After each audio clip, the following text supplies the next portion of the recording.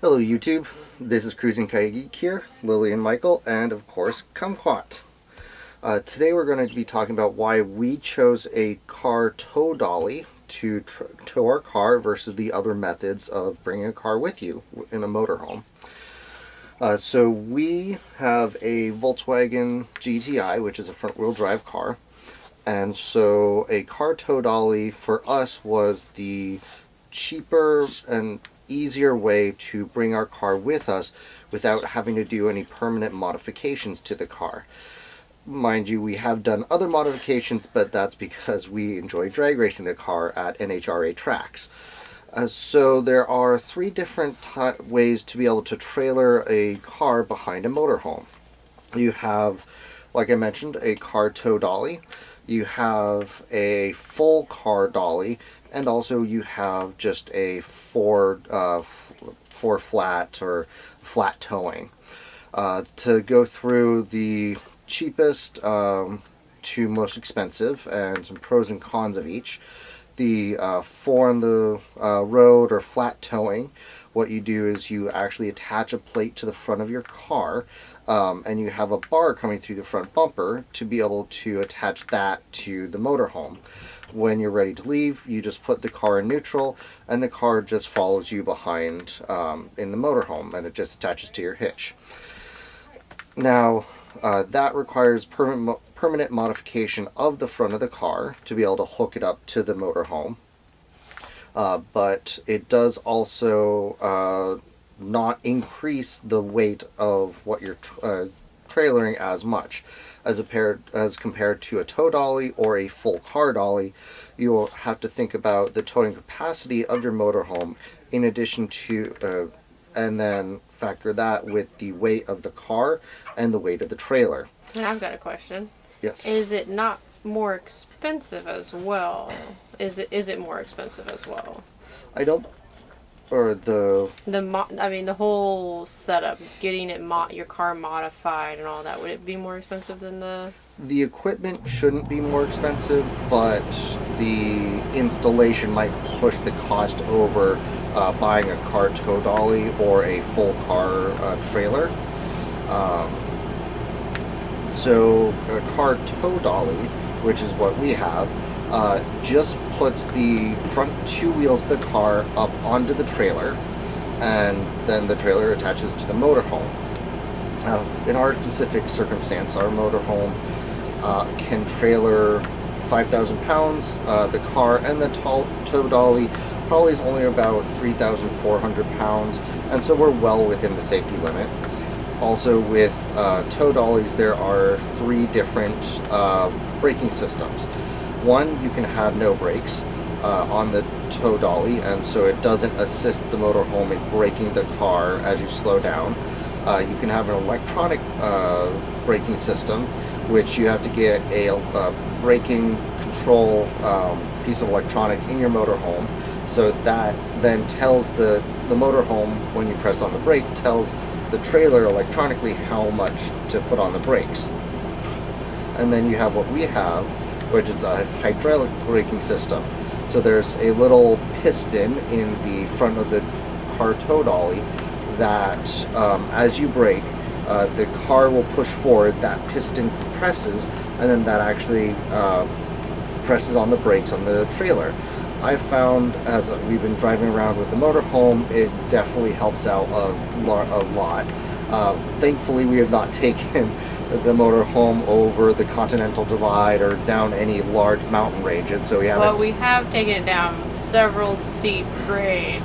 And so that definitely helps not put all of that braking duty on the motorhome. It helps the motorhome brake a lot quicker and a lot safer. The last option is a full car trailer, where you get all four wheels up off the ground onto the trailer. We researched a little bit into those. Those are much more expensive.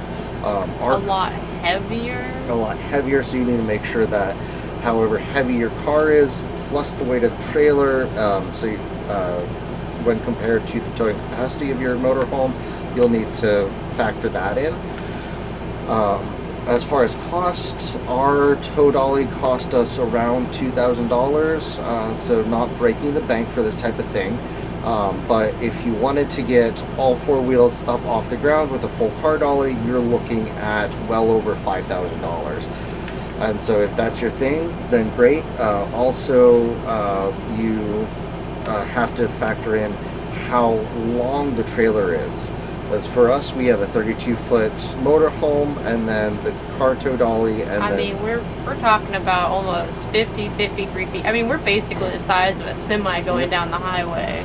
But if you're to have a full car trailer, normally those will accommodate anything from a small hatchback to a full-size pickup truck. So that's going to add on a fair bit of length onto your motorhome if that's the route you decide to go.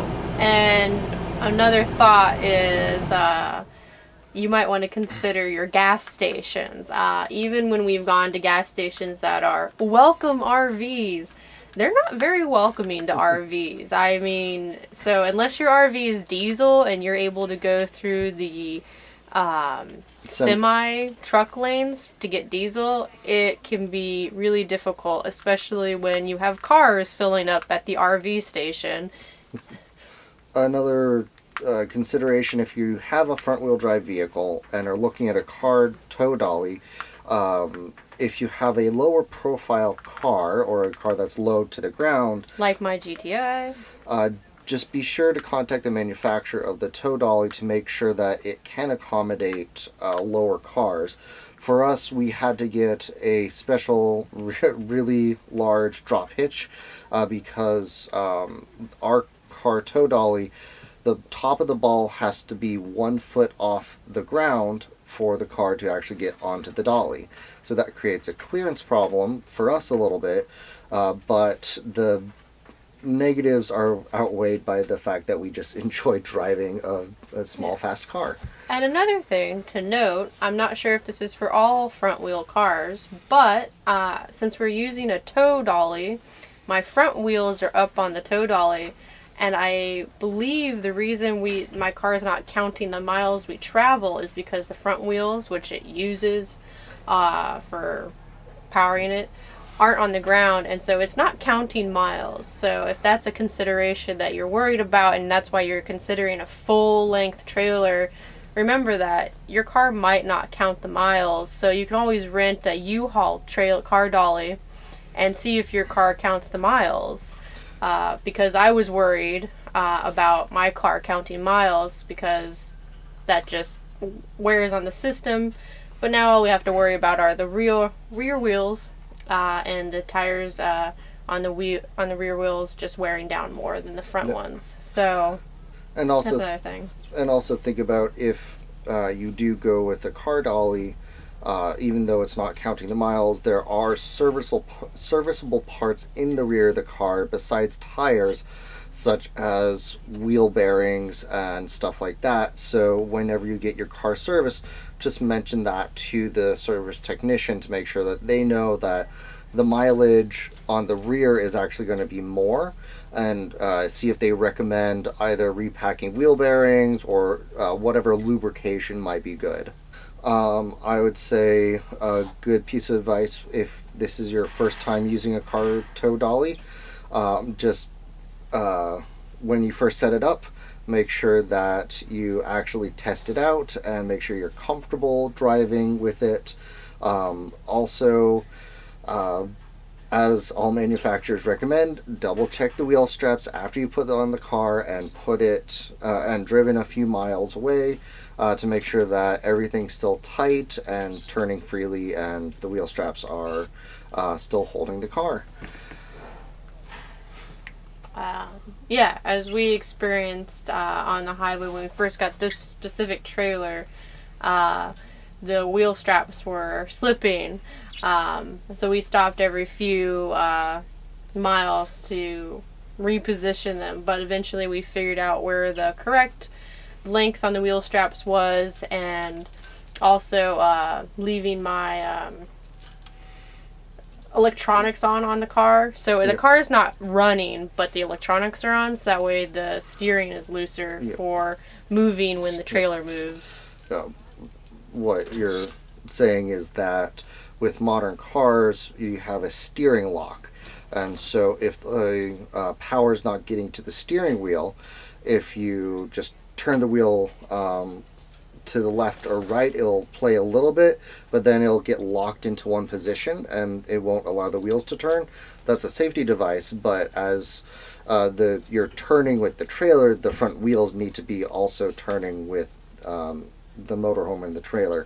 And so just make sure that the steering lock is disabled. On older cars, that might be a button or something else, but on newer cars, just as long as there's power getting to the steering wheel, again, the engine doesn't need to be running, but power getting to the steering wheel so that you can freely move the wheel is a necessity when you actually trailer your car. So I think that's it. If you guys have any questions about this subject, Mike will be able to help you out a little bit better than I can. I just regurgitate the information he tells me. So leave us any questions or concerns, comments. We'd love to hear from people. Kumquat's going to say goodbye for this episode, and we'll talk to you guys later.